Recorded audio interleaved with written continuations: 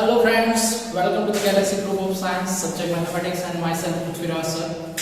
So हमारा जो next chapter है, चैप्टर नंबर 6, लीनियर इनइक्वालिटीज के बारे में आज बात करेंगे. ओके, सो बेसिकली अभी तक हमने जो बात की इक्वेशंस में वो इक्वालिटी के बारे में बात की. That x is equal to y, suppose कोई इक्वेशन होता है. सो इक्वालिटी क्या होती है कि as well as left hand side और राइट हैंड साइड, सो दोनों की जो वैल्यू है वो सेम होती है. सपोज मैं यहां पे लिखता हूं that 3x + 4 equal to 3y, suppose 4y + 5. Okay, so what it means कि इसकी जो भी वैल्यूज निकल कर आएगी और इसकी जो वैल्यू निकल कर आएगी बोथ आर सेम, वो दोनों क्या होंगे, सेम होंगे. सो अभी तक हमने जो प्रॉब्लम्स देखे थे वो इक्वालिटीज के बारे में थे, बट अब हम जो देखने वाले हैं वो है इनइक्वालिटीज. इनइक्वालिटीज मींस व्हाट, कि कभी कभी हमारा जो रैंडम वैल्यूज, जैसे आप घर से आपको भेजा गया है साग मार्केट, ठीक है, आपको सब्जी खरीदनी है और सब्जी खरीदने के लिए आपको घर से 500 रुपीज मिले. व्हाट इट मींस कि आप जो भी सब्जी खरीदेंगे मार्केट से वो आपको एक लिमिटेशन के अंदर ही खरीदनी है. ठीक है, जितनी सब्जी आपको बोली गई है उतनी सब्जी खरीदनी है, बट लेस देन 500 रुपीज. अगर आप एग्जैक्ट 500 रुपीज ले सकते हो या उससे कम में ला सकते हो, बट उससे ज्यादा आप नहीं ला सकते. ठीक है, तो in real life we also जो भी प्रॉब्लम्स रहते हैं वो इनइक्वालिटीज से ज्यादा रहते हैं. ठीक है, इक्वालिटीज से ज्यादा इनइक्वालिटीज के रहते हैं. क्लियर? तो इनइक्वालिटीज की बात करें मींस क्या होगा, आइदर लेफ्ट हैंड साइड और राइट हैंड साइड जो होगा वो ग्रेटर और लेसर होगा. ठीक है, सो 4 टाइप्स ऑफ इनइक्वालिटीज हमारा जो अभी चैप्टर है, चैप्टर नंबर 6 के अंदर, इसमें हम 4 टाइप्स की इनइक्वालिटीज पढ़ेंगे. कितने टाइप्स की? 4 types. Okay, so types of inequalities की बात करें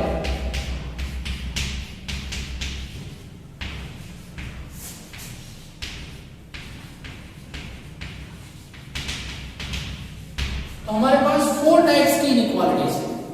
फर्स्ट इज ग्रेटर देन.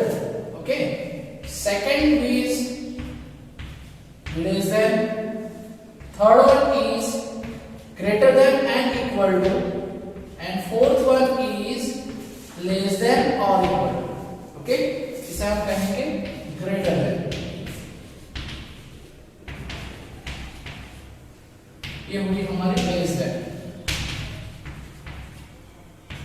इसे हम कहेंगे greater than and equal to.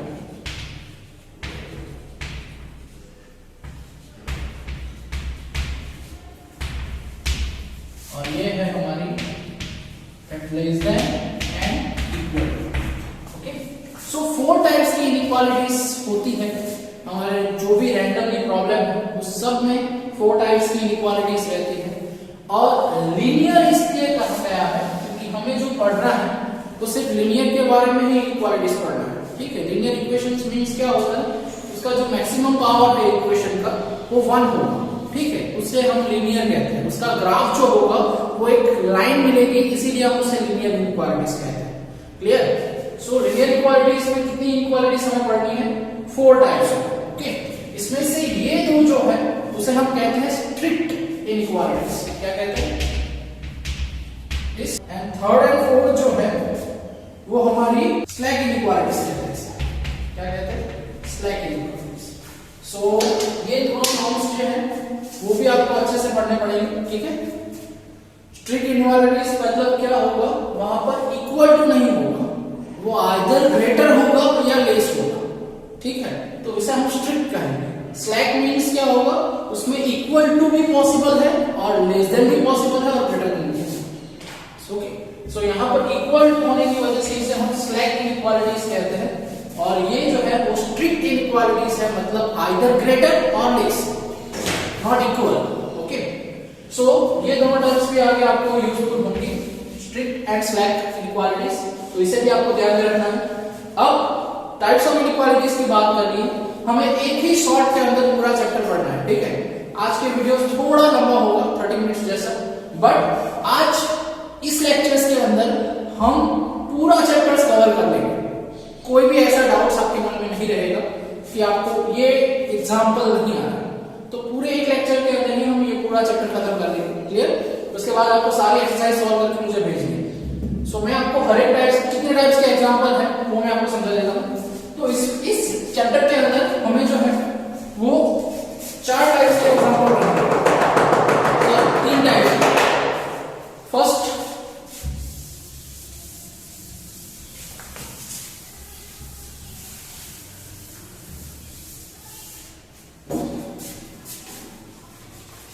जो है वो सिंगल वेरिएबल के साथ है, ठीक है। सो linear equation with single variable,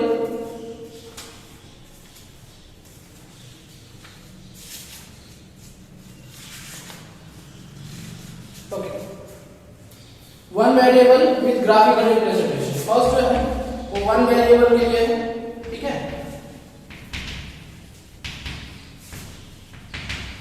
with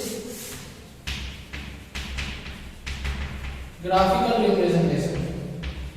ये सब में आएगा ग्राफिकल रिप्रेजेंटेशन, हमें सबके लिए सॉल्व करना है। सेकंड जो है inequalities with 2 variable with graphical representation, and third जो है वो है system of linear equation, linear inequalities के साथ।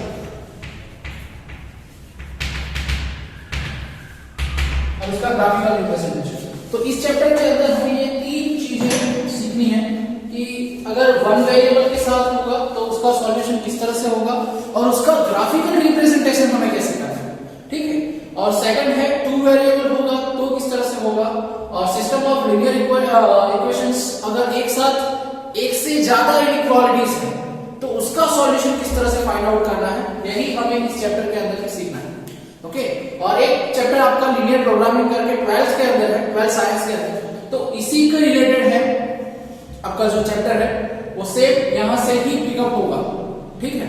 तो ये बहुत इंपॉर्टेंट है आपको लीनियर प्रोग्रामिंग के लिए, क्योंकि लीनियर प्रोग्रामिंग के जो सम रहता है वो 5 मार्क्स के लिए आता है, ठीक है, और एक सम रहता ही है उसका।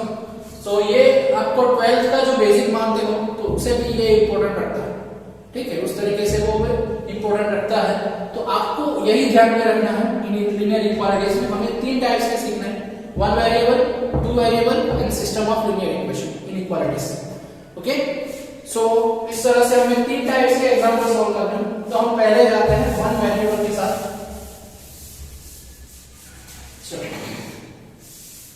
सो फर्स्ट ऑफ ऑल, अगर आपके पास कोई ऐसा इक्वेशन है, जैसे मेरे पास एज एन एग्जांपल मैं ले लेता हूं that 7x plus 3 equal to something 5। One variable जो आपका इक्वालिटीज है उसमें एक ही वेरिएबल है, सिर्फ x, ठीक है। और लीनियर लेना है, मतलब हम x पे ऐसा इक्वेशन नहीं ले सकते 3x square plus 5 plus is equal to 3, यहां पर पावर जो है वो 2 हो जाए। लीनियर का मतलब क्या होता है, मैक्सिमम इक्वेशन की पावर क्या होनी चाहिए, 1, क्लियर। सो ध्यान में रखिएगा कि इसे हम लीनियर इक्वेशन नहीं कहते हैं। लीनियर इक्वेशन मींस इक्वेशन की मैक्सिमम पावर, वेरिएबल की जो मैक्सिमम पावर रहती है वो 1 ही रहती है, उसे ही लीनियर इक्वेशन कहते हैं। क्यों? क्योंकि अगर इसका ग्राफ ड्रॉ करेंगे हम तो वो समथिंग इस तरह से आएगा, कर्व, एक कर्व बनेगा, और इसका ग्राफ अगर ड्रॉ करोगे आप तो आपको एक लाइन मिलेगी। लीनियर का मतलब होता है रिप्रेजेंटेशन इन लाइन, क्लियर। तो इस तरह से हम क्या करेंगे, 1 वेरिएबल जो है लीनियर इक्वेशन को इस तरह से रिप्रेजेंट होता है जिसमें एक ही वेरिएबल होता है, क्लियर। तो हम क्या करेंगे, किस तरह से इनइक्वालिटी सॉल्व करेंगे वो हमें देखना है, ठीक है। तो अगर इक्वालिटी होती तो आप किस तरह से सॉल्व करते हैं वो मैं आपको बता देता हूं। कि अगर ये इक्वालिटी होती तो आप किस तरह से कहते हैं, 3 को उस तरफ ले लो, 7x यहाँ पे प्लस है, सामने जाएगा तो माइनस हो जाएगा, ठीक है। तो 7x इज इक्वल टू 2 अब ये मल्टीप्लिकेशन में है तो वो 2/7। क्लियर? सो इनइक्वालिटीज भी इसी तरह से सॉल्व होती है, कुछ भी नया नहीं है, ठीक है। थोड़ी थोड़ी चीजें जो नहीं है वो मैं आपको साथ में बताता जाऊंगा। जैसे कि यहां पर इनइक्वालिटीज आ गई, यहां पर इक्वालिटी थी, ठीक है, इक्वल टू 5 था, ओके। अब ध्यान में रखिएगा कि अगर यहां पर इनइक्वालिटीज हुई तो वो किस तरह से सॉल्व होगी, ठीक है। अब ध्यान में रखिएगा that 7x plus 3 greater than or equal to 5। चलो अब इक्वालिटी हट गई, यहाँ पे क्या लाया गया, इनइक्वालिटीज है। अब किस तरह से सॉल्व होगा, तो वहां पर भी सेम मेथड है, 5 - 3 7x, यहां पर इनइक्वालिटी से रहेगी 2x greater than 2/7। ओके, अब समझ में आया। अब जो नई चीज है वो क्या है, यहां पर इक्वालिटी में अगर यहां पर नेगेटिव होता, सपोज ये -7x, ध्यान रखिएगा, अगर ये -7x है तो इक्वालिटी में यहां पर -2/7 होता है ना।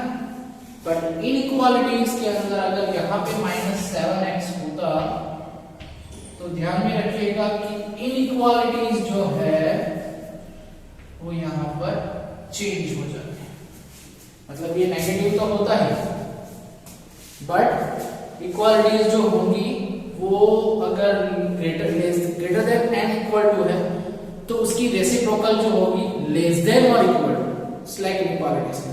अगर ग्रेटर देन है तो लेस देन हो जाएगा, अगर लेस देन है तो ग्रेटर देन हो जाएगा। चेंजेस खबर मिले, बाकी कुछ भी चेंज नहीं होगा, आइदर एडिशन में भी नहीं, बट जहां पर आप मल्टीप्लाई नेगेटिव नंबर से करोगे या डिवाइड नेगेटिव नंबर से करोगे, इनइक्वालिटीज जो होगी वो अपनी रेसिप्रोकल इनइक्वालिटीज के अंदर चेंज हो जाएगी। क्लियर?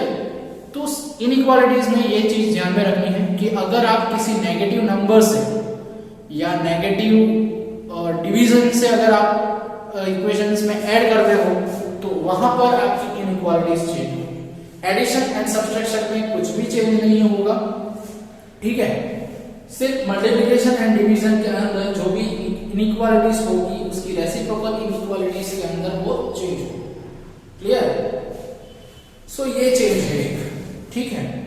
अब उसका ग्राफिकल रिप्रेजेंटेशन किस तरह से होगा, जैसे ये आ रहा था आपका x = 2/7 something.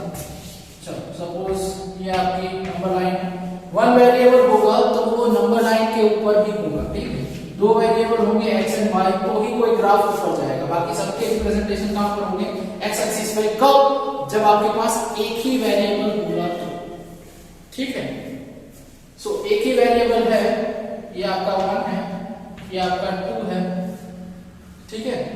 So 2/7 means something value is 0 point something है, तो इसका रिप्रेजेंटेशन इस तरह से होगा। इक्वालिटीज के अंदर आप उस नंबर के ऊपर एक पॉइंट रखोगे, ठीक है। अब इनइक्वालिटीज के अंदर क्या है, वो सपोज ये 2/7 है, ये नेगेटिव नहीं है। चलो, तो अगर 2/7 है और ग्रेटर देन 2/7 की वैल्यू है तो ध्यान में रखिएगा ये 0 है आपका, ये 1 है, ये 2 है something. So 2/7 means how much, it is 0.4 something, okay. So 0.3 something. So 0.3 अगर यहां पर है और इक्वल टू है तो वो पॉइंट भी कंसीडर होगा, और वहां से लेकर आगे की सारी वैल्यूज जो होगी वो उसके सॉल्यूशन रीजन में है। x ऐसा लेना है जो 2/7 और उससे बड़ा हो, तो उससे बड़ा मतलब यहां से लेकर इस तरफ आप जैसे जैसे आगे बढ़ोगे आपकी वैल्यूज क्या होगी, इंक्रीज होगी। तो आपका जो सॉल्यूशन रीजन है अब ये होगा। इक्वालिटीज में सिर्फ एक पॉइंट ही हमें कंसीडर करना था क्योंकि एग्जैक्ट हमें वैल्यू मिलती थी। इनइक्वालिटीज में हमें क्या है, एक पूरा एरो टाइप मिलेगा जो आपका सॉल्यूशन रीजन में होगा। अगर यहां पर आप ध्यान दीजिएगा, अगर यहां पर सिर्फ ग्रेटर देन होता, मतलब स्ट्रिक्ट इनइक्वालिटीज होती तो फर्स्ट पॉइंट जो है वो आपको सॉल्यूशन रीजन में कंसीडर नहीं करना होता है, इसलिए आप उस पर एक राउंड रखोगे, उसके बाद एरो खींचोगे। क्लियर? इस तरह से इसका मतलब क्या हुआ, ये स्ट्रिक्ट इनइक्वालिटीज है जिसमें 2/7 कंसीडर नहीं होता है, उससे ग्रेटर वैल्यू ही हमें कंसीडर करनी है। ठीक है, सो 2/x ग्रेटर देन 2/7 वो इस तरह से सॉल्व होगा। सो आपकी जो फर्स्ट एक्सरसाइज है वो सारी इस तरह से सॉल्व होगी। क्लियर? और मेरे हिसाब से अगर आप एक ग्राफ बुक अच्छे से परचेस कर लें, ग्राफ बुक परचेस करने से पहले तो इसका आपका ग्राफिकल रिप्रेजेंटेशन अच्छा हो जाएगा। सो पर्टिकुलर इस चैप्टर के लिए एक ऐसी ग्राफ बुक कंसीडर करें जो एक तरफ ब्लैंक है और दूसरी तरफ ग्राफ है, तो उसमें आपका रिप्रेजेंटेशन बहुत अच्छा होगा और बहुत इजीली आप सॉल्व कर सकते हैं। एक एग्जांपल हमने लिया है, बाकी एग्जांपल मैं आपको दिखा देता हूं ताकि आप अच्छे से सॉल्व कर सके आपकी फर्स्ट एक्सरसाइज। ओके, चलो तो कुछ लेते हैं। ठीक है, चलो okay.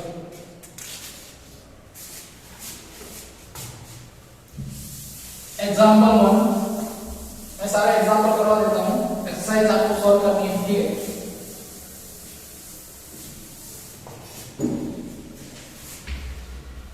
Example 1, first solve 30x less than 200. Okay, so what is this? x less than 30 को डिवाइड कर देंगे 200 से, पॉजिटिव नंबर से डिवाइड कर रहे हैं इसलिए कोई चेंजेस नहीं होगा, 0 cancel 0 cancel, it is 6.66. Okay, so x less than 6.66. Okay, तो ये आपकी सॉल्यूशन है। अब उसे ग्राफिकली रिप्रेजेंटेशन किस तरह से होगा, तो ग्राफिकल रिप्रेजेंटेशन ध्यान रखिएगा, नंबर लाइन सिर्फ एक ही वेरिएबल है तो एक ही लाइन पे आएगा। ठीक है, सो नंबर लाइन में सिर्फ x एक्सिस यूज करेंगे, ये हमारा 0 है, सपोज ये 2 है, ये 4 है, ये 6 है। ठीक है, आपको दिखाना है 6.66 से कम, तो मैं इस तरफ के नंबर ज्यादा दिखाऊंगा, ये -2 है, -4 है, -6 है, इस तरह से आगे बढ़ेगा। तो अब 6.66 मतलब यहां पर समथिंग ये वैल्यू है। अब ध्यान रखिएगा ये कैसी इनइक्वालिटीज है, ये स्ट्रिक्ट इनइक्वालिटीज है, मतलब पर्टिकुलर वो पॉइंट आपका सॉल्यूशन रीजन में नहीं होगा। ओके, सो वहां पर हम राउंड करेंगे ताकि हमें पता चले कि ये पॉइंट जो है वो हमारे सॉल्यूशन रीजन में नहीं है और उससे छोटी सारी वैल्यू लेस देन मतलब 6.6 से लेकर इसकी लेस देन जो वैल्यूज है वो सारी हमारी सॉल्यूशन रीजन के अंदर आएगी। तो ग्राफिकली हम इस तरह से सॉल्व करेंगे। क्लियर? समझ में आ रहा है ना? ओके, चलो सो नेक्स्ट एग्जांपल की ओर बढ़े। Example number 2,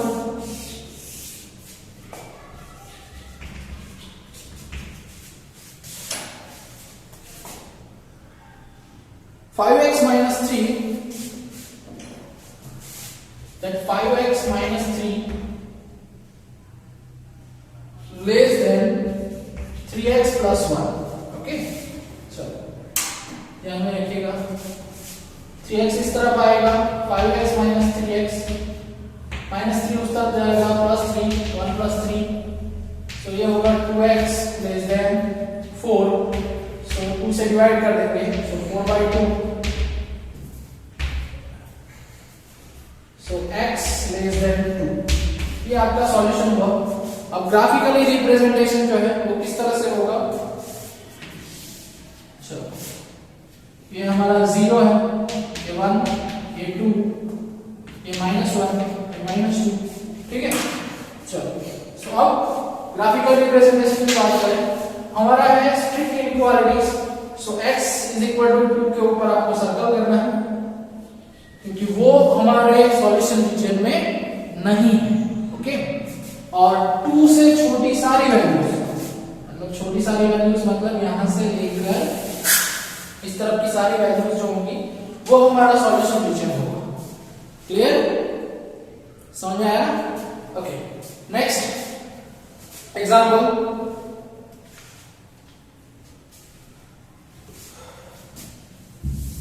example number 3.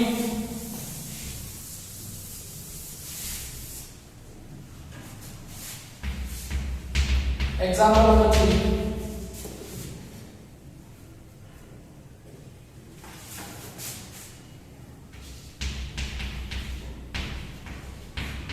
Four x plus 3 less than 6x plus 7. Okay, चलो सॉल्व करना है हमें, ठीक है।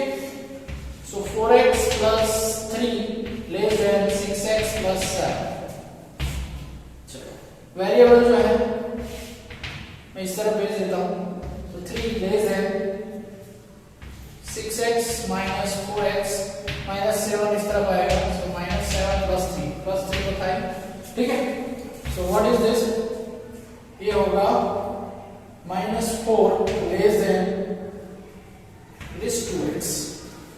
ओके, हमने सबस्ट्रैक्ट ही किया है, मल्टीप्लाई कुछ भी नहीं किया है, ध्यान में रखिएगा। चलो, सो minus 4 by 2 greater than x is greater than minus 2. So x is greater than minus 2. अब आपने सोचोगे यहाँ सर लेस देन था, बट मैंने वेरिएबल की पोजीशन भी चेंज की है, ठीक है। तो यहाँ पर भी आप करोगे तो -2 is less than x, clear.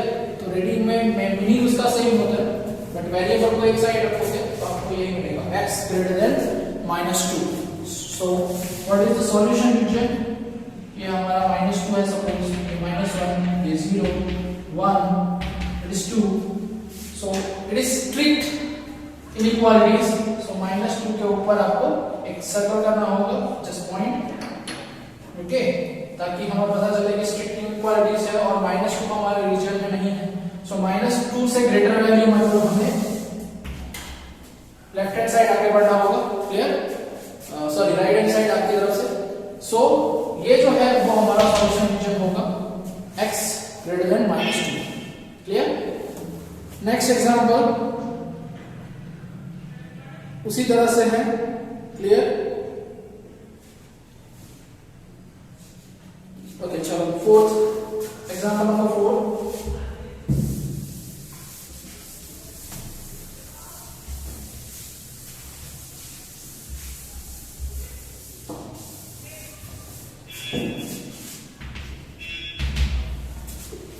Example number 4. 5 minus 2x upon 3 less than or equal to x minus 6 minus 5. Okay, चलो, सो ध्यान में रखिएगा किस तरह से सॉल्व करना है। सो फर्स्ट ऑफ ऑल 3 को 3 से मल्टीप्लाई कर देंगे दोनों तरफ, जो प्रोसेस करनी है दोनों तरफ ही करनी है। यहाँ पे मैंने दोनों के साथ मल्टीप्लाई कर दिया है, 3 कैंसिल, 3 6 होगा 5 minus 2x लेस देन और इक्वल टू, अब यहाँ पे x मैं एलसीएम ले लूंगा, सो 30 डिवाइडेड बाय 2 से मल्टीप्लाई कर दूंगा दोनों तरफ, so 10 minus 4x less than और इक्वल टू, यहाँ पे 2 कैंसिल हो जाएगा, x minus 20 लेस देन और इक्वल टू, ओके। चलो -4x को उस तरफ भेज देते हैं और -30 को इस तरफ, सो 10 plus 30 लेस देन और equal to x plus 4x, okay. तो ये 4 ये हो गया आपका 5x, 5 से डिवाइड कर दोगे तो क्या मिलेगा 8 लेस देन और equal to, what it means x greater than equal to 8, okay. इस तरह से होगा, राइट। सो आप इसका सॉल्यूशन रीजन किस तरह से बनेगा, x ग्रेटर देन और इक्वल टू 8 है, सपोज ये 5 है, ये 6 है, ये 7 है, ये 8 है, ये 9 है। So greater than equal to मतलब स्लैक इनइक्वालिटीज है, सो यहाँ पर पॉइंट करने की जरूरत नहीं है, 8 को भी हमें सॉल्यूशन रीजन में कंसीडर करना है। सो यहाँ से लेकर आगे की सारी वैल्यूज जो होगी वो हमारे सॉल्यूशन रीजन में, क्लियर। तो इस तरह से आप वन वेरिएबल की जो इनइक्वालिटीज है वो आराम से सॉल्व कर सकते हैं। क्लियर? चलो 5 तो बहुत इजी है, 7x + 3 ग्रेटर लेस देन और इक्वल टू 5x + 9 है, सो x लेस देन 3 होगा, तो वो आपको समझ में आ गया है।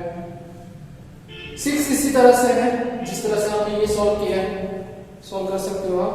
7 and 8, सो 7 and 8 जो है वो आपको समझना है, उसका मैथमेटिकल फॉर्म नहीं दिया है, वो आपको वर्बली दिया गया है और उसका आपको मैथमेटिकली फॉर्म बनाना है। ऐसे एग्जाम्पल बहुत इंपॉर्टेंस रखते हैं, तो ये ध्यान में रखिएगा कि इस तरह से ये इक्वेशंस बनते हैं। इनइक्वालिटीज की जो इक्वेशन है, मैंने अभी बात की कि आपका 12th का एक चैप्टर है लीनियर प्रोग्रामिंग, सो लीनियर प्रोग्रामिंग में इसी तरह से एग्जांपल आते हैं जिसका मैथमेटिकली फॉर्म आपको रिप्रेजेंट करना पड़ता है, देन आफ्टर आप उसकी सॉल्यूशन की बात कर सकते हो। ठीक है, चलो the marks obtained by student, so example number 7 direct discuss कर रहा हूं, बाकी इजी है, 5 6 वो आपको समझ में आ जाएगा।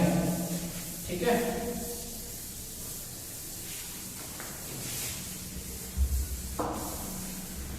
example number 7. The marks obtained by a student of class 11 in the first and second terminal is 62 and 48 respectively. Find the minimum marks we hold get in the annual examination to have an average of at least 60 marks. Okay? मतलब एक student है 11th में, अब उसे minimum हमें उसे 60 marks चाहिए होंगे जो तीनों दिन की एवरेज बनाकर होंगे। ठीक है, सो हम मान लेते हैं कि उसके एनुअल एग्जाम में उसे x मार्क्स चाहिए, तो उसके जो रिलेवेंट मार्क्स है एवरेज तीनों दिन का वो 60 या 60 से ज्यादा होगा। ठीक है, सो x मार्क्स जो होंगे उसे एनुअल एग्जाम में कवर करने होंगे, ताकि उसका जो है, तो पहले एग्जाम में 62 प्लस 48 मार्क्स तो है। अब तीनों दिन का एवरेज जो है, मतलब प्लस x करके डिवाइड बाय 3 करूंगा, तीनों दिन का एवरेज वो क्या होना चाहिए, 60 या 60 से ज्यादा होना चाहिए। क्लियर? सो इनइक्वालिटीज होगी स्लैक, क्योंकि 60 भी हो सकता है और 60 से ज्यादा भी हो सकता है। ठीक है, तो इस तरह से मैथमेटिकल फॉर्म बनेगा। अब आप इजीली सॉल्व कर सकते हो, तो अगर 3 से मल्टीप्लाई कर दोगे तो 62 plus 48 how much, it is 110 plus x, और 3 से मल्टीप्लाई कर दिया है हमने, so it is 180, so x greater then 110 से माइनस कर दो, क्या बचेगा, इसे मिनिमम 70 मार्क्स तो लाने ही होंगे। क्लियर? सो इनइक्वालिटीज इस तरह से सॉल्व होगा। क्लियर? उसके बाद एग्जांपल 8 भी इसी तरह से, ध्यान रखिएगा ऐसे एग्जांपल बहुत इंपॉर्टेंट लगते हैं।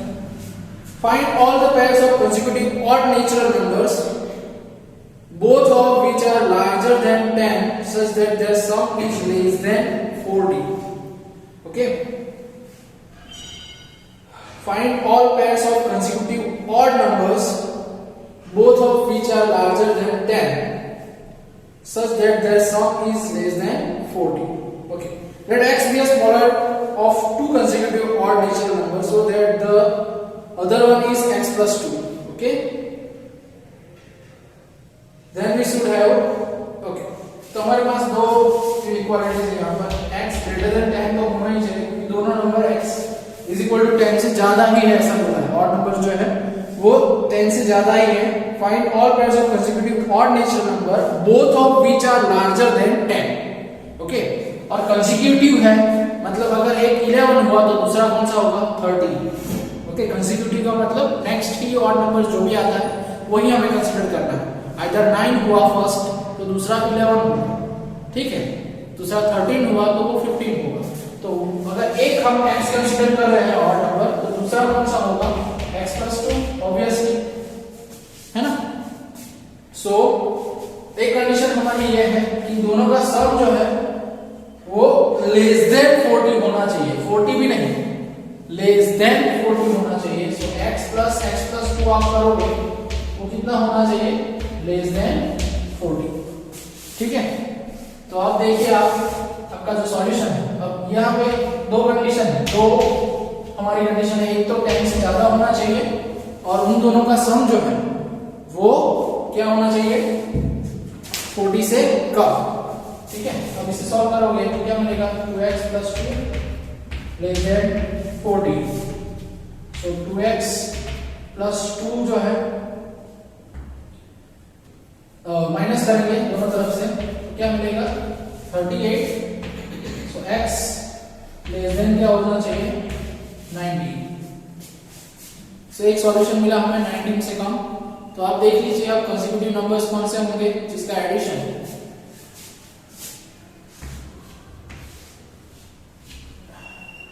It is 19 and 21।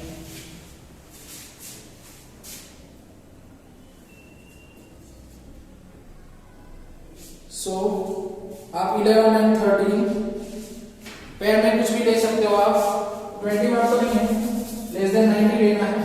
तो ऐसे और नंबर्स कौन से हैं, 11 एंड 13 कंसेक्यूटिव लेना है, 13 एंड 15, 15 एंड 17, 17 एंड 19, जिसका सम जो है वो 40 से कम है। क्लियर? तो इस तरह से इनइक्वालिटीज के अलग अलग सॉल्यूशंस आपको मिलेंगे। तो इसी तरह से आपको एक्सरसाइज 6.1 सॉल्व करनी है और मुझे सेंड करनी है। क्लियर? एक्सरसाइज 6.1 मैंने सोचा था सभी एक एग्जांपल लेके समझा दूंगा, लेकिन हम थोड़ा डीपली एक्सप्लेन कर दिया है। तो एक्सरसाइज 6.1 का कॉन्सेप्ट यही है। ठीक है, तो आप एक्सरसाइज 6.1 सॉल्व करके मुझे भेज दीजिए। क्लियर?